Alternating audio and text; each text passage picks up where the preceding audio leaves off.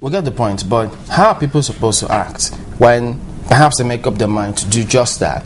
The first person they see on the street, perhaps maybe the first security line they meet is hostile, and then asking them to produce things they ask themselves, listen, I can't reconcile this with my intention to help the country, and then immediately that war comes up. How are people supposed to act then?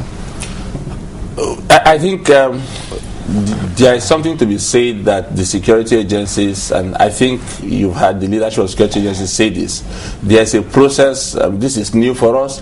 When people go into security operations of this nature, there is stress on them, they come under a lot of pressure. Sometimes you have people going on patrols and other kinds of security activities for long hours, and these people are human beings. Yeah. So my point is, you can excuse it sometimes if they react a bit out of their humanity, but when you have security information, I think there are lines provided sometimes. I've seen where people can pass information. Yes, but the thing is, if you meet a policeman on the street, I mean, we understand the challenge, the enormity of the challenge that they're all faced with. Nigerians, I'm sure, also do that, but we cannot, on a consistent basis, constantly being subjected to that kind of attitude, and then you expect them to be cooperative. In terms of the foot soldiers out there, a whole lot of them, I mean, we haven't seen, correct us if we're wrong, the kind of response that Nigerians are expecting in terms of maybe acting based on intelligence, the way and manner with which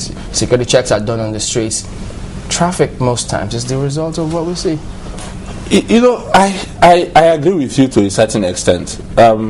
It can be inconveniencing if you want to get to your house and you're hoping to get home in 25 minutes, and then you run into a build-up of traffic because of a security checkpoint, and it takes you another 35 minutes. By the time you get to that checkpoint, you're probably not in the best frame of mind to talk politely or nicely to the security agents at that checkpoint. But let us also understand that this is the part of the price we all must pay. Nobody is exempt from it. I go through the checkpoint. Coming here, like you noted, we just off the set, I ran into the same traffic. Because you warned me yesterday I was going to be traffic because of checkpoint. No, were you satisfied with the method of check?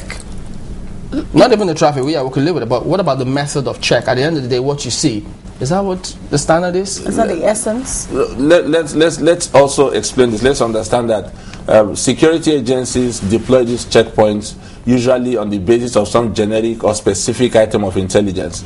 Now, I don't know what they are looking for because I am not one of them. I'm not in service anymore. So you have to trust their judgment.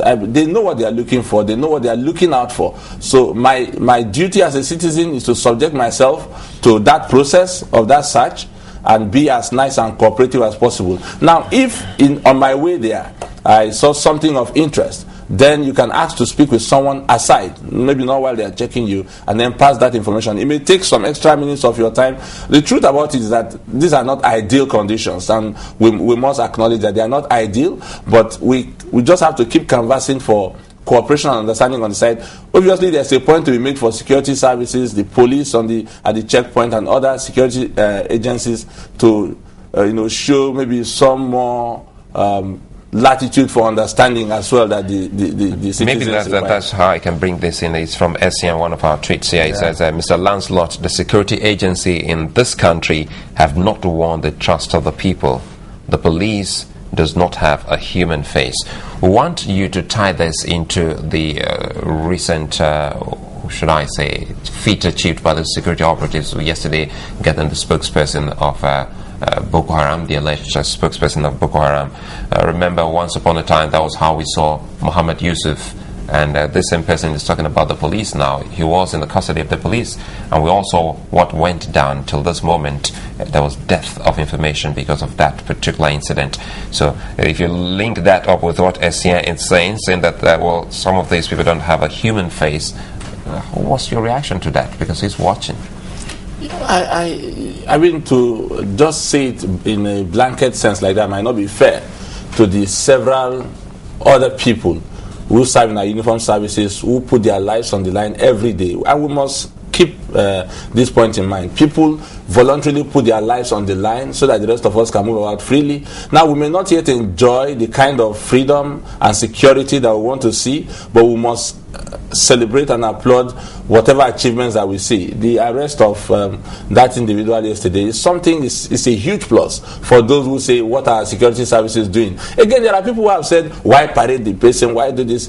If you do not do that, people are going to say, are they really working? So there's a delicate balance that the security services have to work. But with respect to whether they have a human face or not, I do not think that there will be a few elements who go out of order.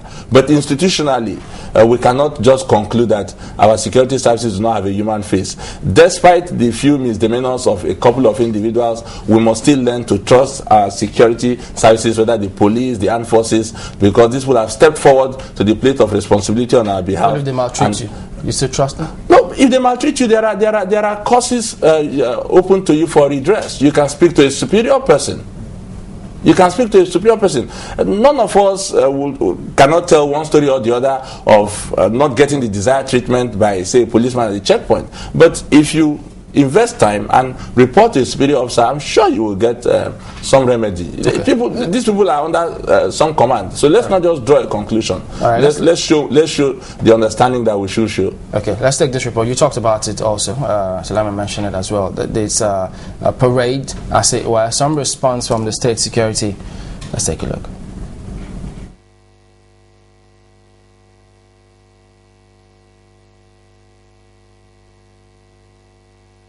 His arrest further confirms the service position that some of the Boko Haram extremists have political patronage and sponsorship. This is more so as Al-Zawahiri has so far made valuable confessions in this regard. Highlights of some of his admissions are that he was recruited by a political party stalwart in Maiduguri, Borno State, that the pseudonym Usman Al-Zawahiri was given to him by the state politician to portray him as an extremist as well as conceal his true identity. That one of his benefactors promised to pay him 10 million naira to work for his party, but by stint of fate, he died on his way to deliver the part payment of 5 million naira to Al-Zawahiri. That consequent upon this, subject claim a serving member of the National Assembly took him over and ran his activities. That he was behind the threat messages sent to the judges of the Election Petition Tribunal in Maiduguri. His objective was to ensure that the tribunal sacks the present government in Borno State